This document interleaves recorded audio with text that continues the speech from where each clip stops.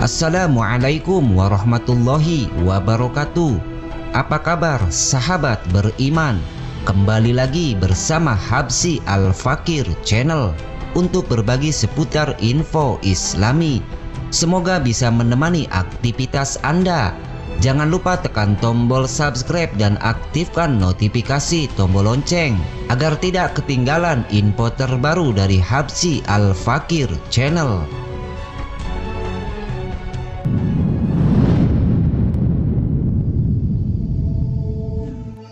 Sebagai umat Islam, kita pasti tahu dan percaya bahwa hari kiamat pasti adanya.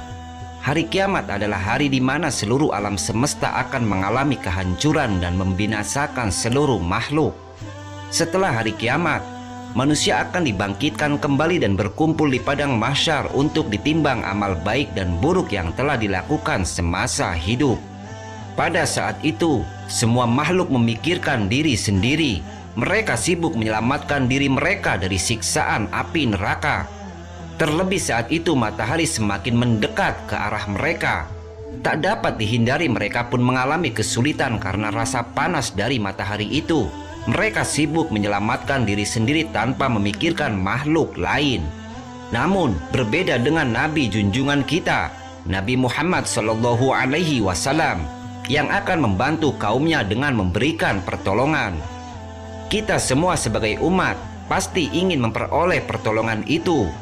Namun ternyata tidak semua umat Islam akan menerima pertolongan dari Rasulullah karena kesalahan yang dilakukan semasa hidup. Bahkan Rasulullah pun enggan didekati dan mengusir mereka. Lalu siapa umat yang akan diusir oleh Rasulullah ketika hari kiamat?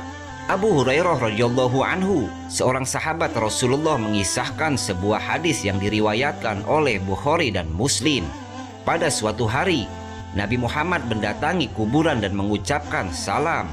Semoga keselamatan senantiasa menyertai kalian, wahai penghuni kuburan dari kaum mukminin, dan kami insya Allah pasti akan menyusul kalian.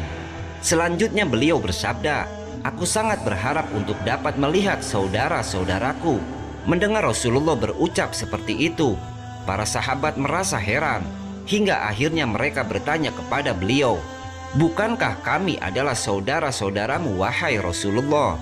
Kemudian Rasulullah menjawab, kalian adalah sahabat-sahabatku, sedangkan saudara-saudaraku adalah umatku yang akan datang kelak. Dapat dilihat betapa Rasulullah menyayangi para umatnya hingga beliau ingin bertemu dengan semua umatnya di hari akhir nanti. Rasulullah bahkan menganggap umatnya sebagai saudara tanpa menganggap mereka sebagai pengikutnya. Semulia itu hati Rasulullah kepada umatnya.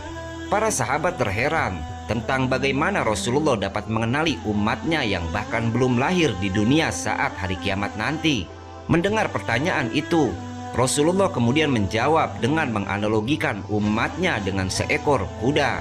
Menurut pendapat kalian, andai ada orang yang memiliki kuda yang di dahi dan di ujung-ujung kakinya berwarna putih dan kuda itu berada di tengah-tengah kuda-kuda lainnya yang berwarna hitam legam, tidakkah orang itu dapat mengenali kudanya? Tanya Rasulullah kepada para sahabat. Para sahabat menjawab, tentu saja orang itu dengan mudah mengenali kudanya.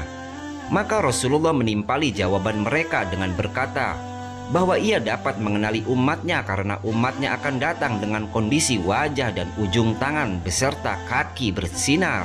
Sejatinya umatku pada hari kiamat akan datang dalam kondisi wajah dan ujung-ujung tangan dan kakinya bersinar, pertanda mereka berwudu semasa hidupnya di dunia.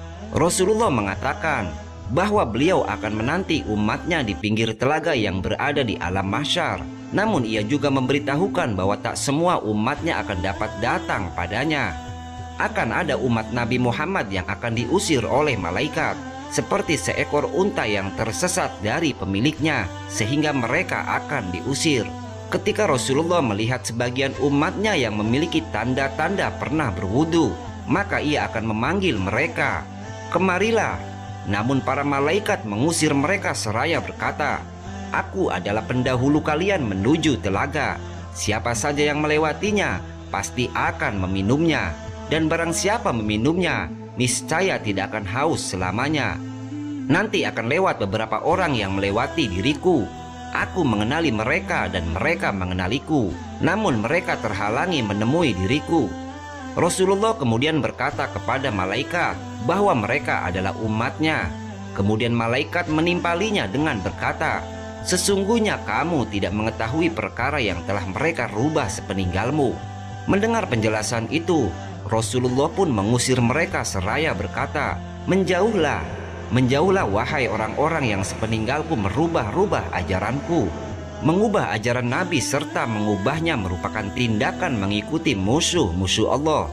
Islam hanya berpegang pada dua hal, yakni Al-Quran dan hadis. Jika menyimpang dari dua hal itu, maka janganlah berharap akan bisa dapat bersama Rasulullah di akhirat kelak. Semoga kita termasuk orang-orang yang mendapat syafaat. Amin ya Rabbal Alamin.